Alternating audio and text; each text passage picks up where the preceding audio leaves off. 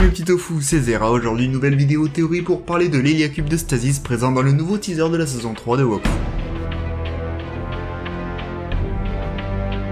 La semaine dernière sortait le 4ème teaser, trailer, appelez ça comme vous voulez, de la saison 3. Et à la fin de celui-ci, on pouvait voir l'Héliacube qui explose. Entre le Dofus de Shinonome et maintenant l'Héliacube, ça devient dangereux Emrub quand même. Bref, si on fait un petit peu attention, à un moment, notre beau Héliacube double devient violet. Et là, ça laisse supposer énormément de choses. À tel point que j'en deviens fou, je ne sais même plus quoi en penser. Pour la petite piqûre de rappel, on avait appris dans Island of Wakfu que l'Héliacube primitif, donc celui de la série, était composé de Wakfu, bon ça paraît évident, mais aussi de Stasis. Pour être plus exact, c'est un mélange de Wakfu et de Stasis. Et là, quand on voit cette image, on est en droit de se demander est-ce qu'ils vont vraiment montrer la phase Stasis de l'Héliacube. Du coup, ça sous-entendrait que Island of Wakfu redeviendrait canon à l'univers. Parce que dans le manga Wakfu qui parle de la création du cube, du moins très rapidement, à aucun moment on parle de ça. Le seul lien qui existe, c'est dans Island of Wakfu. Mais si jamais il redevient canon, alors ça foutrait un bordel monumental avec le manga Wakfu. Et si c'est juste une idée qui a été réutilisée, alors là vous allez m'entendre rager. Parce que oui, l'Héliacube de Stasis c'est une super bonne idée, surtout que le cube on l'a vu et revu, donc lui apporter de la nouveauté ça serait une bonne chose. Le truc un peu bête c'est qu'il y avait déjà un super scénario avec plein d'idées géniales dans Island of Wakfu.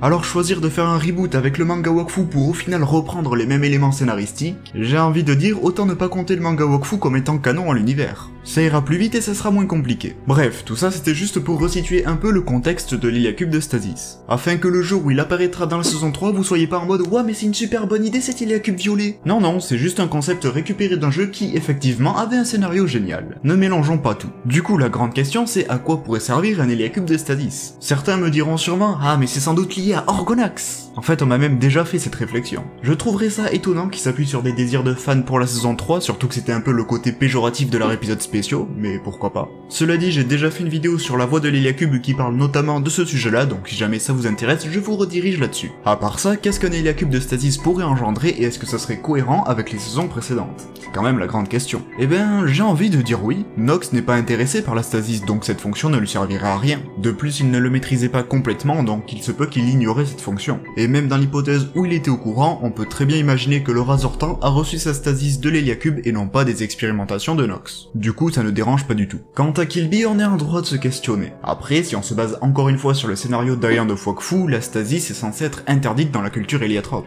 Ce qui pourrait expliquer pourquoi il ne se sert pas de cette fonction. Et même s'il est vrai que Killby est du genre à ne pas trop respecter les règles, ici il est plus question d'habitude, de mode de vie. Comme le fait d'avoir un chapeau sur la tête, ça fait partie de leur culture. Tout comme la non-utilisation de la stasis. Ce sont des choses ancrées en lui, donc il n'a pas de raison d'aller contre ses propres habitudes. Surtout qu'il est constamment en position de force dans la saison 2. Du coup, il n'y a aucune incohérence de ne pas avoir vu le côté stasis de l'Héliacube avant ça, du moins dans la série. Puis quand on y pense, ça peut quand même amener pas mal d'idées intéressantes. On peut très bien imaginer que la stasis étant une énergie destructrice, l'utiliser serait dangereux pour son hôte. Et donc ce n'est pas un pouvoir dont tu peux abuser parce que sinon ça pourrait te détruire. Tout comme le côté Wakfu de l'Héliacube qui est l'énergie de la vie te permet de vivre plusieurs centaines d'années, par exemple. Ça pourrait amener des scènes vraiment sympas aussi bien visuellement que scénaristiquement, donc je dis pourquoi pas. De plus, dans Island of Wakfu, on avait appris que ce mélange de Wakfu et de stasis était extrêmement instable et dangereux, donc ça pourrait vraiment être intéressant. Après, à voir comment ça sera traité dans la saison 3. Bien entendu, ça reste dans l'hypothèse que l'Héliacube de stasis est bien confirmé, ce qui n'est pour le moment toujours pas le cas. C'est pour ça que c'est une théorie d'ailleurs. Si ça se trouve, c'est juste une méthode d'animation pour faire exploser l'Héliacube et pas du tout un enjeu scénaristique. Mais ça on le découvrira seulement avec la saison 3. Donc laissez-moi en commentaire vos avis concernant cet Héliacube de Stasis. Et moi je vous dis à très bientôt dans une prochaine vidéo, prenez soin de vous, bye.